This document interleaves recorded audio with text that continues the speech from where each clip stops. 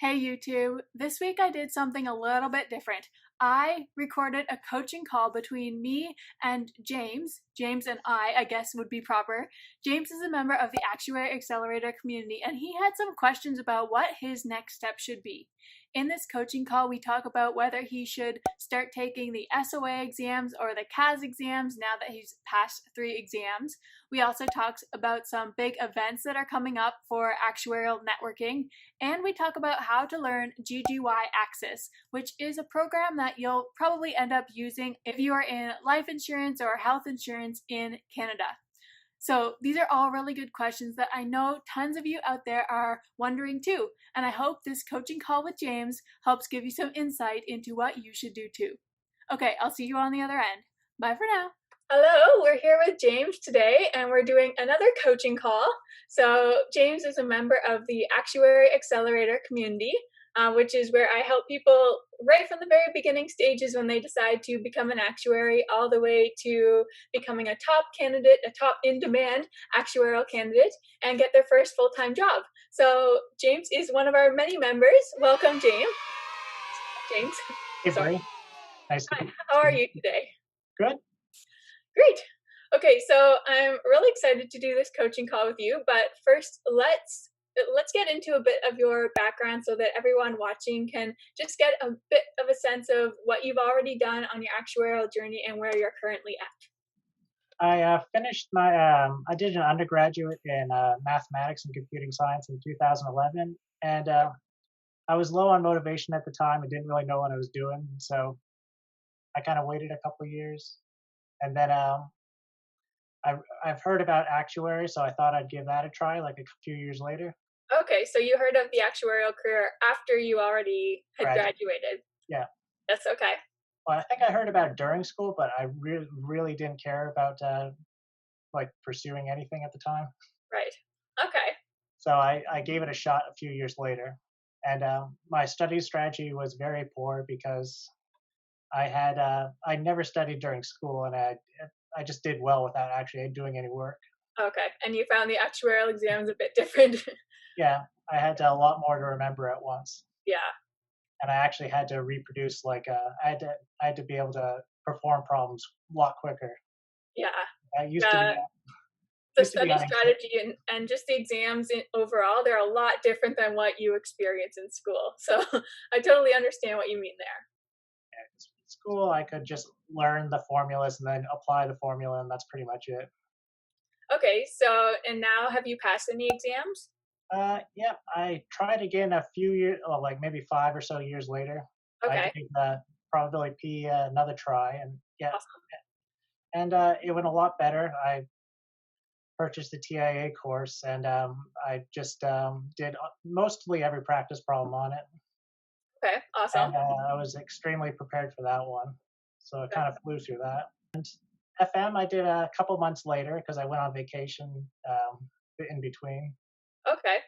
And FM, I wasn't as prepared for, but it was enough. Yeah, well, that's all you need. You just need a passing score.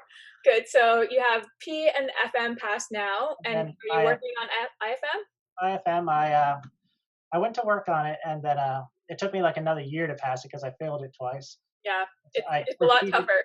I repeated my FM strategy, and it wasn't good enough.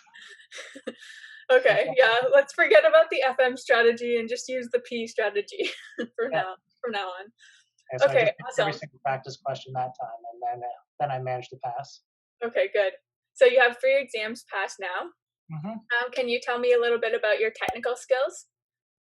Yes, I've practiced VBA a whole lot during work.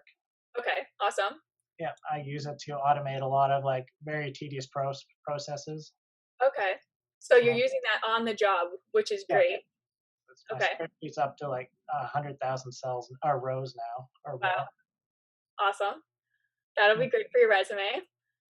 Do you have any other programming knowledge? Or I learned Python during school, but and the only time I put it to use was during a summer project where I was exploring some kind of obscure math, just obscure math stuff. Okay, so you have recently used Python, but just not on the job. Yeah, Well, it Okay. was during school like a decade ago, but Oh, okay. So a while ago then. Do you think you still can remember how to work, yeah, yeah, I could how to pick it do up it and pretty stuff? quick. I was gonna review it before I got an interview. Okay. Yeah, and the other thing is, VBA, so it's probably going to be pretty easy to pick that up, especially since you've done Python in the past. So I'm not too worried about that. And there's a couple other programming languages I was gonna study while I was applying. Okay, awesome. And what about your related experience? So the main three things I like people to focus on are their exams, their technical skills, and getting some related experience. So do you have anything in that area? Well, there's just the stuff I do with my job. There's a lot of the BBA work, and Okay.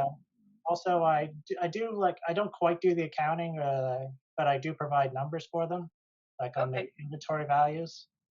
Okay. So can you tell us a little bit more about what you're currently doing? Yeah, I'm managing material for a company, and it's a small manufacturing company. I just keep track of like what we have, and then I also, when we get orders, I find out what we need to complete those orders Okay. compared against what we have, and then I Okay. check like the dates we're receiving things and seeing when we need to reschedule deliveries or order more things for what periods. Okay. Is it a lot of data entry for you?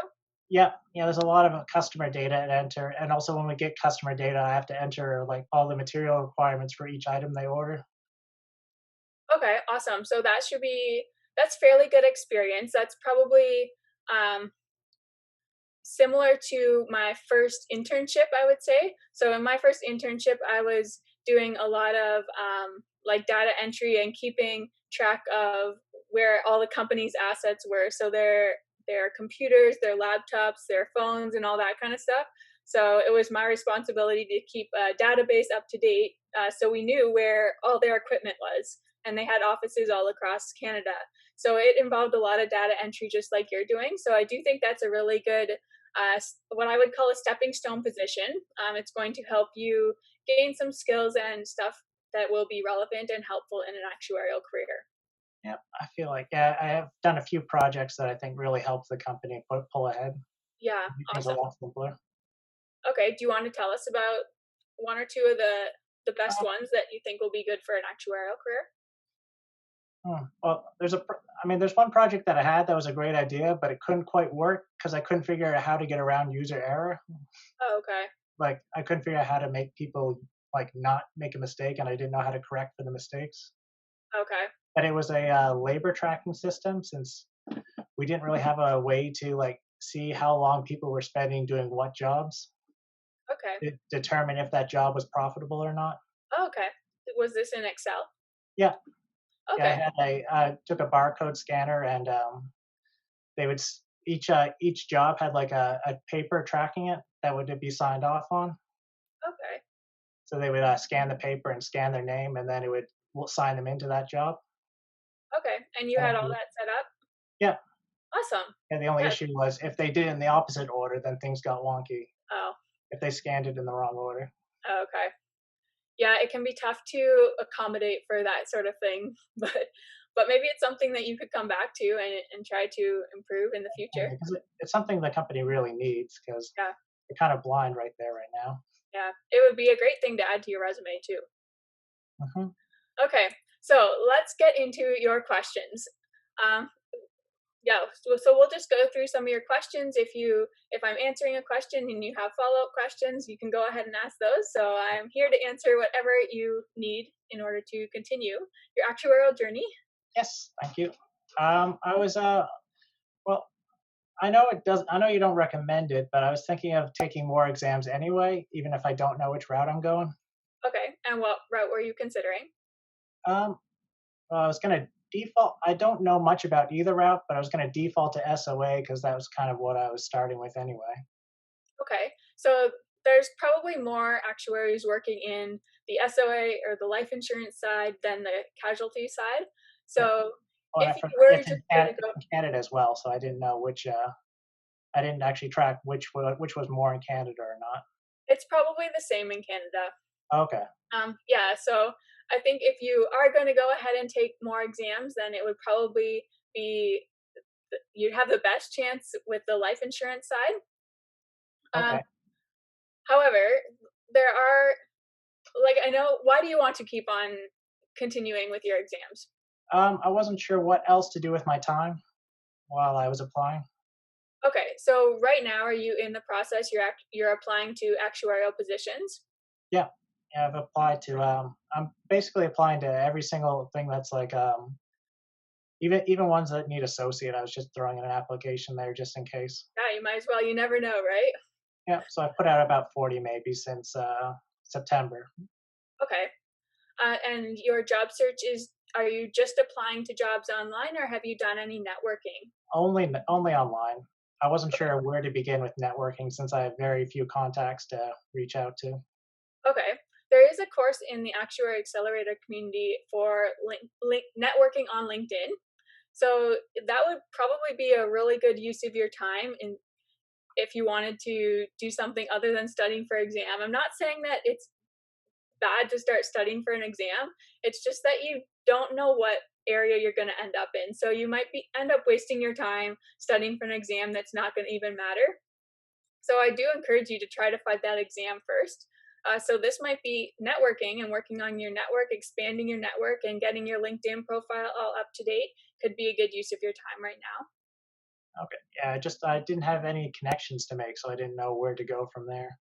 Okay. Have you gone through the networking course at all yet? Uh, yeah, I viewed through it, but maybe I skipped something because I don't remember. I don't Yeah. remember the Okay. time. Okay. So I was thinking if there were how I would start making connections.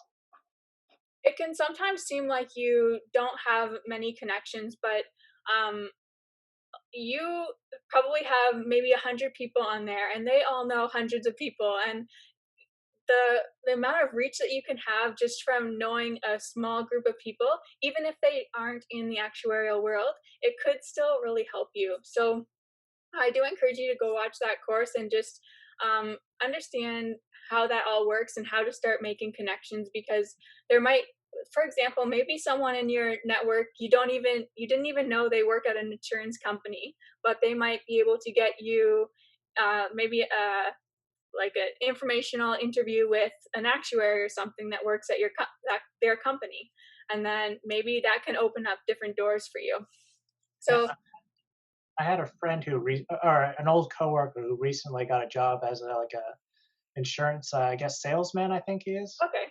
but since he's new, doesn't really have much pull there yet. I think so. Can't do much. Yeah, and you never know, like, he might be able to get you just in touch with someone, and you can give them your resume, you never know. So definitely be open to that sort of thing. Actually, in the course, the LinkedIn course, I talk about Ashley. She was a member of the Actuary Accelerator Community too, and she just used her networking skills. Everything that I teach in that course was very similar to what she did, and she ended up just meeting someone new. She didn't even know this person on LinkedIn. They somehow got her resume to someone actuarial related in their company, and then they ended up liking her. They just made a job for her. It wasn't even a job that was available. So things like that happen, although that might be rare, it can still happen. So I think that would be a good place for you to focus your time on. Just I don't want to see you wasting your time studying for another exam, just in case you don't end up getting into that area. But I totally understand if you have a bunch of free time and you just want to like still work on the networking, but you also want to be doing something else, then go ahead and start studying for life insurance if that's the one that you feel most like that's your preference, I guess, right now, is if it would be life insurance. Yeah, but I don't have experience with either field, so I'm kind of indifferent right now. Yeah. So life insurance, like I said, there's more jobs in that, I would say. So you're probably best off going that direction. Okay. I also remembered I do have there's an old family friend, I guess, in England, Okay. actuary, but he's retired. Okay. Well, I that's do, actually a really good connection.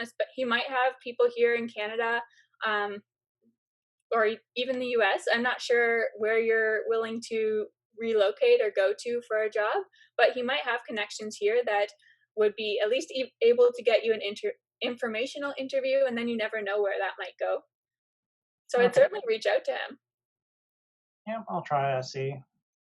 not actually sure if he's still alive or not. Well, well, and also just have a look on your LinkedIn, your list of contacts, and there might be people there working in insurance companies that you didn't even know that were working in insurance companies, and just reach out to them. People like to have I that connection and stuff like that, and you just never know what will come from it. So, think I searched all my friends and I only found like two, maybe.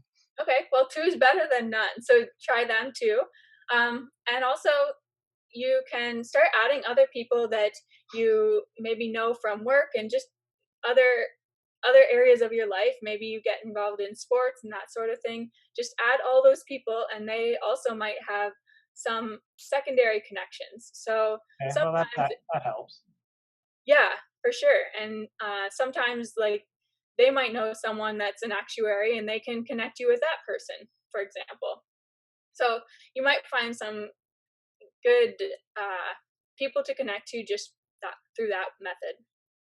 Okay. All right. Cool. So, any follow up questions on that? Well, I was thinking of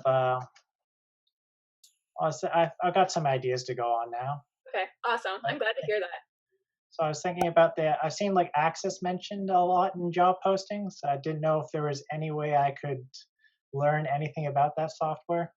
Yeah. So it's GGY AXIS, and it's pretty popular in Canada. It's becoming more popular in the US, but and it's typically for life insurance companies. So you probably wouldn't find that on any property insurance Oh, okay. job postings and stuff. It's more of a life insurance thing, and annuities and health insurance. So unfortunately, the license for Axis is really expensive. So there's not really a way that you can learn it at home.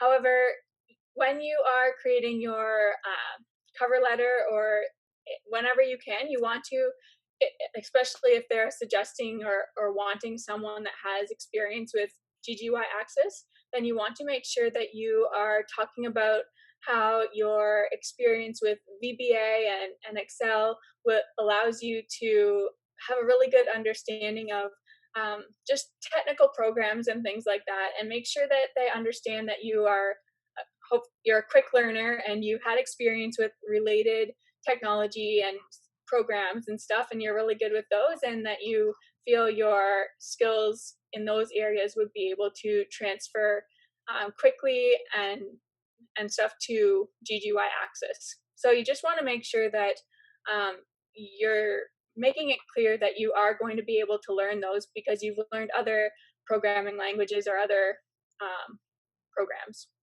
Okay. Yeah, I was thinking if I can get familiar with like SAS and R, maybe that would help make it clear that I could learn the program quick enough.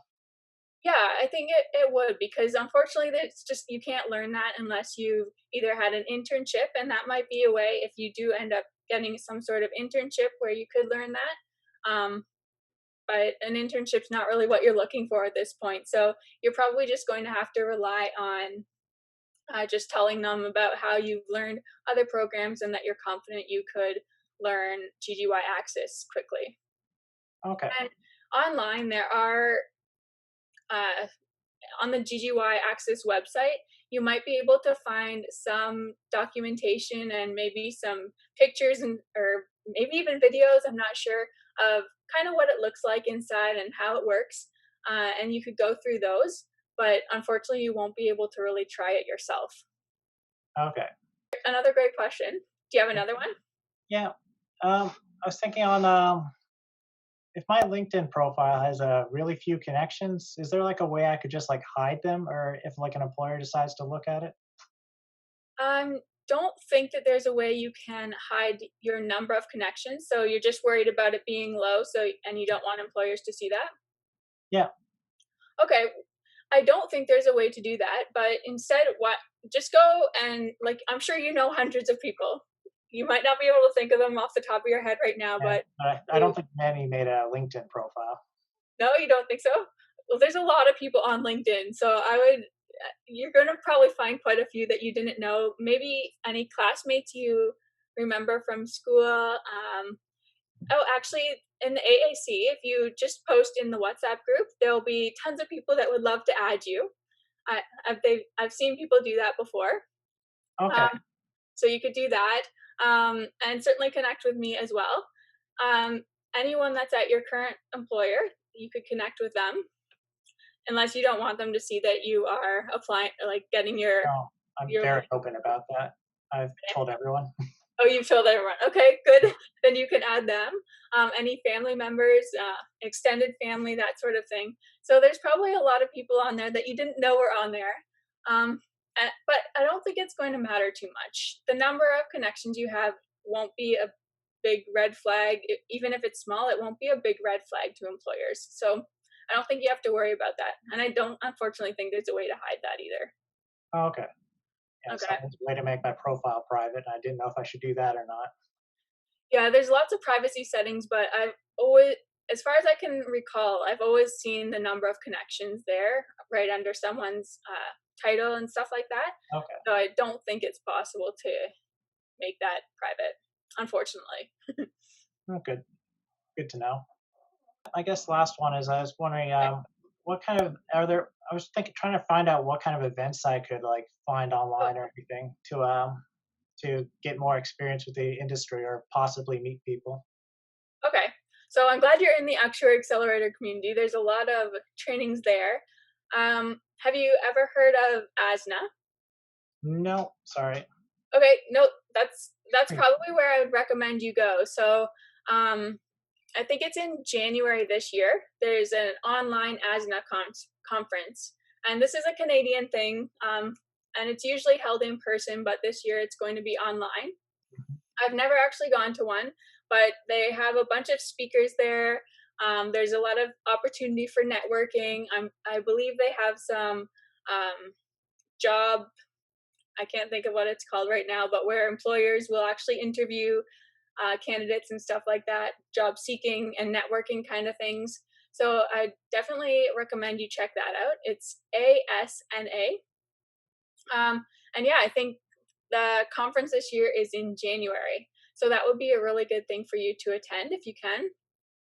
Um, and in terms of other things, I'm actually not very sure specifically, but there, if you just type into Google actuarial conferences or actuarial events, you're going to find several websites. Probably the SOA's website will come up, and the CIA. So in Canada here, we use the Canadian Institute of Actuaries website. So the CIA website might have events listed there as well. So just keep up to tabs on that and see anything that's upcoming there. I don't think there'll be a lot posted right now just because everything that's going on, but hopefully in the future there will be. But and yeah, ASNA for sure, check that one out. I think that would be a really good one for you to attend based on where you are in your actuarial journey. That sounds fun. Yeah, as fun as insurance can get, I think. Yeah, more fun than what I'm doing. Yeah.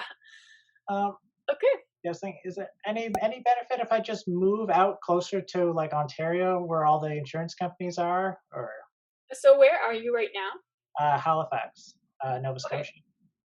And you are willing to relocate? Yeah, I have to. I'm pretty sure. You're probably going to have better luck in Ontario for sure, but I don't think that it's going to be a huge factor as long as you make it clear that you are willing to relocate. Do Okay. you have any family members or anyone that you would live with here necessarily? Like that already live here? Oh, I have I'm family. in Ontario, by the way. Oh, in Ontario. Oh, I live Yes. in here. Okay. You're there's my sister. Oh, she lives in Ontario? Yeah. Okay, so when Now. you're applying Ottawa. to, Yeah, Ottawa now. okay. So when you're applying to jobs, a little trick that you might want to do is just put that address on your resume so then employers don't have to worry about whether you would be willing to relocate and all that kind of stuff. And it might encourage them to, I guess, make them more open to hiring you because they know that they don't have to bring you all the way here. Because a lot of companies will be worried about that, having to bring someone all the way there or to a different province or city or whatever. So you could put her address on your resume, but then you do have to be willing. Probably right now you won't have to worry about it because all the interviews and stuff will be online. But in the future, will probably go back to in-person interviewing. So then you'd have to be willing to actually come to Ontario and figure that all out. Yeah, I could afford a flight. Okay, good, because that's what you would need to do. But like I said, well, I don't know if I said it or not, but that it might be something that you want to just make sure it's not going to interfere. Like, you want to be upfront with the employer that you're not living there, but you are open to it. If you do put that address on your resume, you have to be like, just make sure that they know you're not actually living there, but you are planning to move there or something. Okay, so that would be in my cover letter? Yeah. Okay. Okay, awesome. Well, this has been great. It's been nice getting to know you, and I hope this call helped, James. That was a big help. Thank you, Bree. Okay, awesome. Bye for now. See ya. Okay, I hope that coaching call with James helped you. If you are interested in becoming a member of the Actuary Accelerator community, we would love to have you. The community is designed to show you step by step what you should do at every stage of your actuarial journey in order to give you the best chance of becoming an actuary and getting your first full-time job. It shows you how to become in demand, and in a competitive environment like we're in right now, that's so important. There are things that you can be doing right now that are going to significantly increase your chances of becoming an actuary. So if you want to learn all my insider tips and advice and get step-by-step guidance on where to focus your time, then go check out the Actuary Accelerator Community. It's an amazing community, and you get personal access to me as well in our community members only WhatsApp group. I'll leave a link below to the Actuary Accelerator Community. Go check it out. Bye for now.